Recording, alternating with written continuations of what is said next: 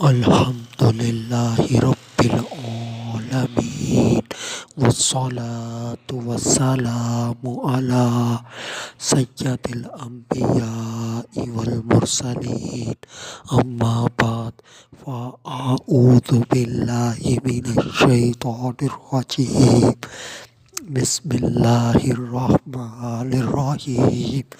وقرن فی بیوتکن صدق اللہ العظیم، اور اپنے گھروں میں ٹھہری رہو۔ آج کا جو میرا عنوان ہے وہ ہے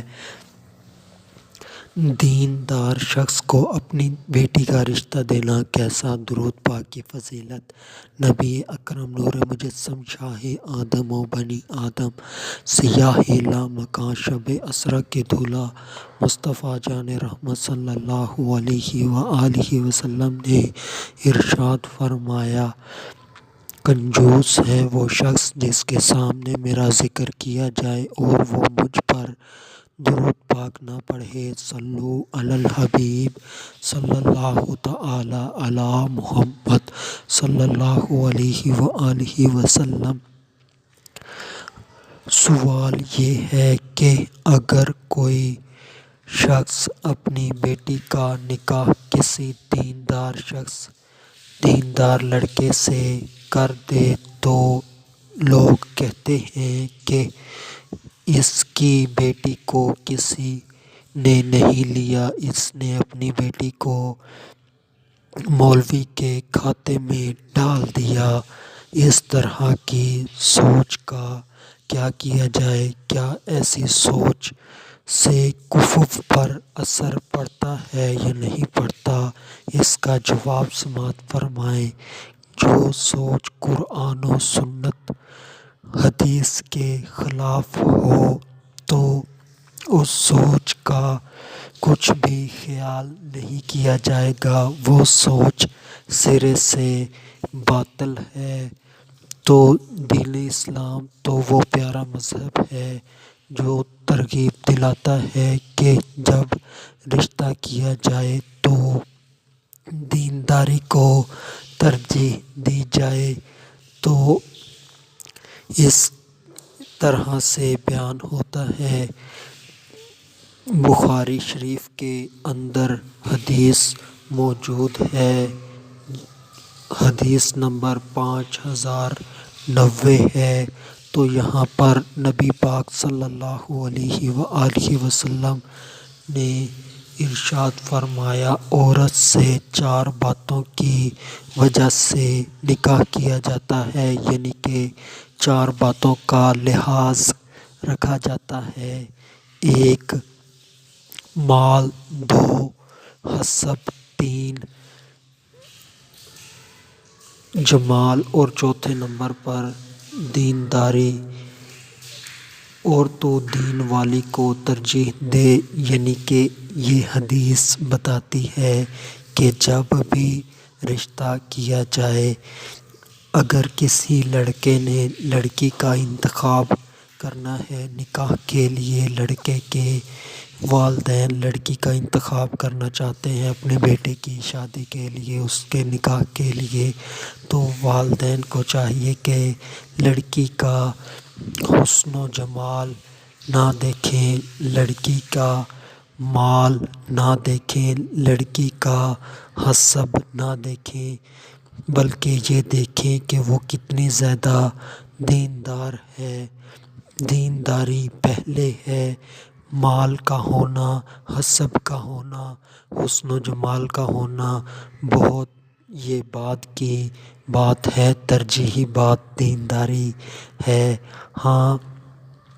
اس بات کو بھی خیال رکھا جائے کہ جب دیندار مل رہی ہیں مگر ان میں جو بہتر ہے اس کا انتخاب کیا جائے۔ مثال کے طور پر 3-4 لڑکیاں ہیں، چاروں جو ہیں وہ مختلف خاندانوں سے ہیں مگر ہیں دیندار، تو اب ان میں سے اس کا انتخاب کیا جائے گا جس کے اندر چاروں خوبیاں بیک وقت پائی جاتی ہوں، یعنی کہ جو لڑکی دیندار بھی ہو، حسین و جمیل بھی ہو، حسب بھی اچھا ہو، اور مالدار بھی ہو تو ایسی لڑکی کا انتخاب کیا جائے گا، کیونکہ اگر لڑکی بہت کم حسب والی ہوگی، یعنی کہ لڑکی کے جو والدین ہیں وہ ایسے ہیں کہ جو موچی وغیرہ ہیں، نائی وغیرہ ہیں، چمڑا رنگنے والے ہیں، مٹی کے برتن بنانے والے کمہار ہیں، تو جو لڑکا ہے وہ اس کے جو والدین ہیں تاجر ہیں، کپڑے کا کاروبار کرتے ہیں، خوشبو کا کاروبار کرتے ہیں، ایسے ہی کوئی اور کاروبار کرتے ہیں، تو اب اس لڑکے کو اس لڑکی سے نکاح کرتے ہوئے شرم آئے گی، اور اگر معاذ اللہ نکاح کے بعد کبھی گھر میں بات چیت چل پڑتی ہے، کوئی سخت بات ہو جاتی ہے، تو لڑکا فوراً کہہ دیتا ہے کہ تو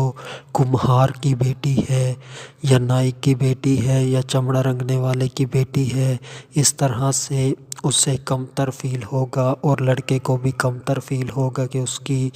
بیوی ایسی ہے۔ اور اسی طرح سے اگر کسی لڑکی کا جو رنگ ہے یا اس کی شکل و صورت ہے وہ اس لڑکے کو پسند نہیں، تو اس بنا پر وہ لڑکا اس لڑکی سے شادی کے بعد میلاب کم کرے گا، اس سے خوش دلی کے ساتھ میلاب نہیں کرے گا، تو اس طرح سے بھی مسائل پیدا ہوں گے، اس طرح سے اولاد کم ہوگی، تو اولاد سے بھی وہ اتنی محبت نہیں کرے گا،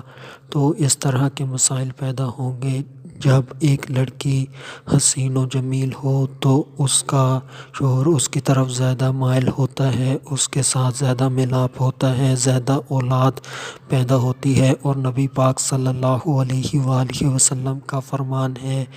کہ میں اپنی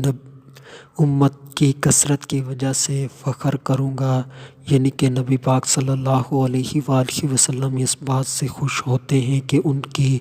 امت جو ہے وہ زیادہ سے زیادہ ہو، تو جب لڑکی حسین و جمیل ہوگی، لڑکا اس سے خوش ہوگا، مطمئن ہوگا،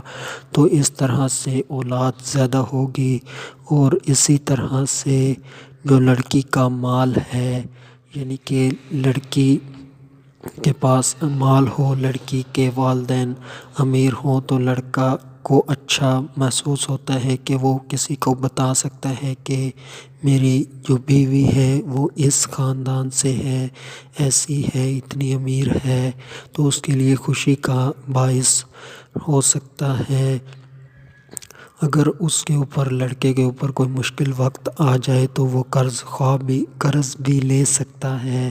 لڑکی کے والدین سے، تو ایسے بھی اس کو فائدہ ہو سکتا ہے۔ تو جب ایک لڑکی امیر ہوگی تو وہ اس سے خوش ہوگا، اس کے لیے خوشی کا باعث بنے گی وہ لڑکی۔ اگر وہ لڑکی بہت غریب ہو تو اسے بات بات پر طعنہ ملے گا، تم تو کنگال تھی، میں نے تمہارے ساتھ نکاح کر کے تمہیں امیر بنا دیا۔ تو جب یہ چاروں چیزیں کسی لڑکی کے اندر پائی جائیں تو یہ سونے پر سہاگا ہے، مگر ترجیح دیندار کو ہی دی جائے، یعنی کہ اگر کوئی لڑکی خوبصورت مل رہی ہے، ادھر سے دیندار مل رہی ہے، تو اس کی خوبصورتی کو چھوڑ دیا جائے اور دیندار عورت لے لی جائے۔ کوئی لڑکی امیر مل رہی ہے مگر دوسری طرف جو لڑکی ہے وہ دیندار ہے، امیر لڑکی کو چھوڑ دیا جائے، دیندار کو اختیار کیا جائے۔ اسی طرح کوئی لڑکی بہت بڑے خاندان کی ہے تو اس کے اعلیٰ خاندان کو نہ دیکھا جائے، بلکہ جو لڑکی دیندار ہے اس کو اختیار کر لیا جائے، یعنی کہ ترجیح دیندار کو ہی دی جائے۔ اور یہ حدیث یہ بتاتی ہے کہ اللہ اور اس کا رسول یہ چاہتا ہے کہ جب انتخاب کیا جائے تو دینداری کو دیکھا جائے۔ آج کے دور کے اندر صرف لڑکے کے اندر یہ دیکھا جاتا ہے کہ لڑکا کماتا کتنا ہے، یہ بھی تحقیق نہیں کی جاتی کہ آیا حلال کماتا ہے یا حرام کماتا ہے۔ یہ دیکھا جاتا ہے کہ اس کے پاس پراپرٹی کتنی ہے، جائیدادیں اس نے کتنی بنا لی ہیں، کتنی گاڑیاں ہیں، کتنے گھر ہیں، کیسی ہیں، کیسا لائف سٹائل ہے، یعنی کہ یہ دنیاوی چیزیں دیکھی جاتی ہیں اور اپنی بیٹی کا رشتہ دے دیا جاتا ہے۔ دینداری وغیرہ کو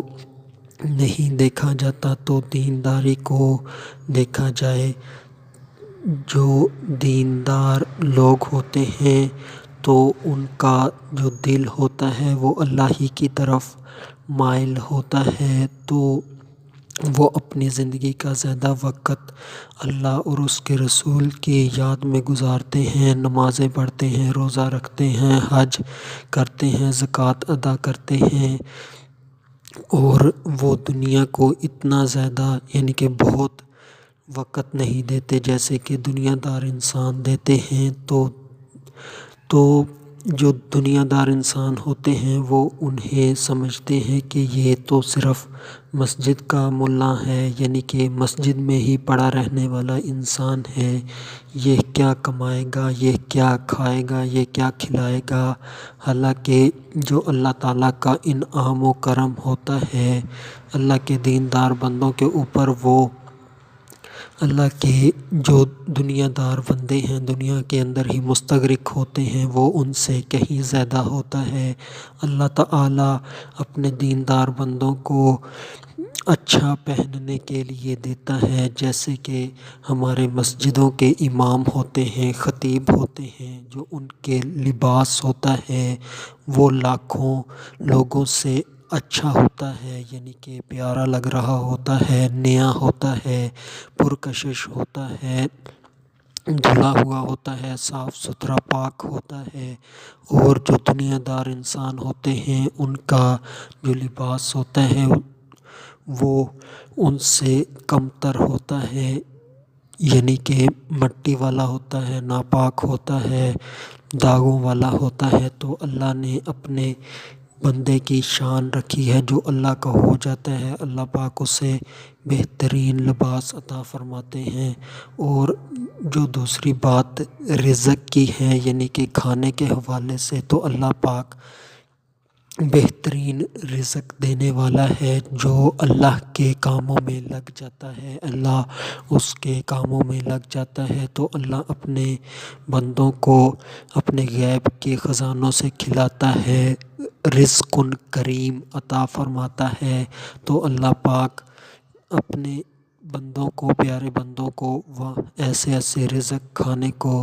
دیتا ہے جو کہ دنیا داروں کے تصور میں بھی نہ ہوں، اور وہ رزق اتنا وسیع کثیر ہوتا ہے کہ کھانے سے ختم نہ ہو، یعنی کہ پھر بھی بچا رہتا ہے۔ اللہ پاک اتنا رزق دیتا ہے۔ اور اس کے علاوہ اللہ پاک جو بندہ اللہ کے کاموں میں لگ جاتا ہے اللہ پاک اس کی دنیا کو بھی بہتر کر دیتا ہے، آخرت کو بھی بہتر کر دیتا ہے۔ تو آج اگر دیکھا جائے کہ مہنگائی بہت زیادہ ہے، مگر پھر بھی جو مسجد کا امام ہے اس کی تنخواہ معمولی ہوتی ہے، یعنی کہ مزدور سے بھی بہت کم، یعنی کہ مزدور کی تنخواہ کا تیسرا حصہ ہوتا ہے۔ مثال کے طور پر آج اگر مزدور مہینے کا 30,000 کماتا ہے تو امام کو تنخواہ 10,000 دی جاتی ہے، مگر امام کا گھر جا کر دیکھ لیں تو اللہ کی رحمت ہوتی ہے، تو اس کا گھر عام دنیا دار لوگوں سے اچھا ہوتا ہے۔ اس کے پاس اللہ کی عطا سے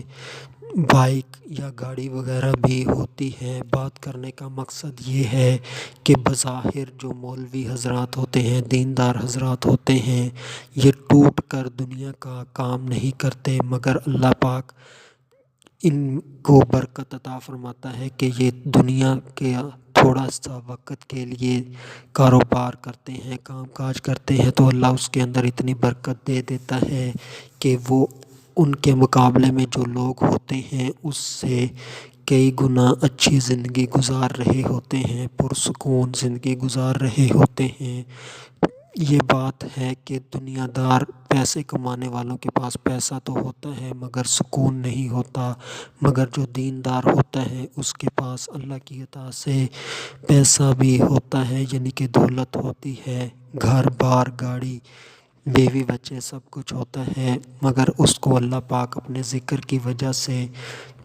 اس کو سکون بھی عطا فرماتا ہے، تو اس کی زندگی پرسکون ہوتی ہے، تو اس طرح سے اس کی زندگی گزرتی ہے۔ تو جو دیندار ہے اس کو کمتر نہیں سمجھنا چاہیے،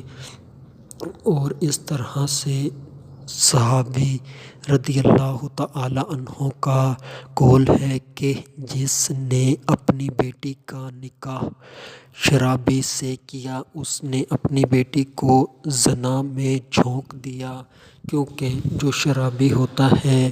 وہ شراب میں نشے میں مست ہونے کی وجہ سے اپنی زبان سے ایسی باتیں نکالتا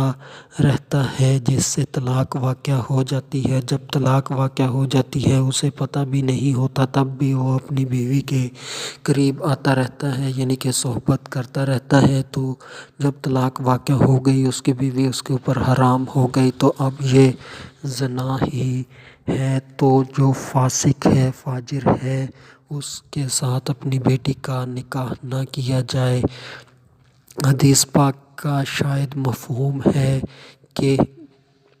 جو دیندار آدمی ہے، متقی پرہیزگار ہے، جو اللہ کا حق ادا کرتا ہے تو وہ اللہ کے بندوں کا بھی حق ادا کرتا ہے۔ جب دیندار آدمی کو اگر اپنی بیوی پسند ہو تو اس کے ساتھ بھلائی کا معاملہ کرے گا، اگر اسے پسند نہ بھی آئے تو اس کے اوپر ظلم نہیں کرے گا۔ یہ دیکھا جاتا ہے معاشرے کے اندر جو صرف دنیا دار انسان ہوتے ہیں، اگر انہیں اپنی بیوی پسند نہ ہو تو اسے مارتے ہیں، گالیاں دیتے ہیں، بد زبانی کرتے ہیں، یعنی کہ اس کے اوپر ظلم کرتے ہیں، برا سلوک کرتے ہیں۔ تو جو بندہ اللہ کا حقوق ادا نہیں کرتا اس نے دنیا کے لوگوں کا حقوق کیا ادا کرنا، تو وہ کسی سے بھی نہیں ڈرتا، تو اپنی بیوی کے اوپر ظلم سے ظلم کرتا چلا جاتا ہے۔ مگر جو دیندار انسان ہوتا ہے اسے پتہ ہوتا ہے کہ جو جنت ہے وہ صرف نمازیں، روزے، حج، زکوٰۃ ادا کرنے سے، اللہ کا ذکر کرنے سے نہیں ملنی، بلکہ اللہ کے بندوں کے ساتھ بہترین معاملہ، حسن سلوک، اچھے اخلاق، رشتہ داروں کے ساتھ بہترین تعلقات کی بنا پر بھی ملنی ہے، یعنی کہ حقوق اللہ اور حقوق العباد دونوں کا خیال رکھنا ہے۔ تو وہ اللہ کے ڈر کی وجہ سے، اللہ سے محبت کی وجہ سے،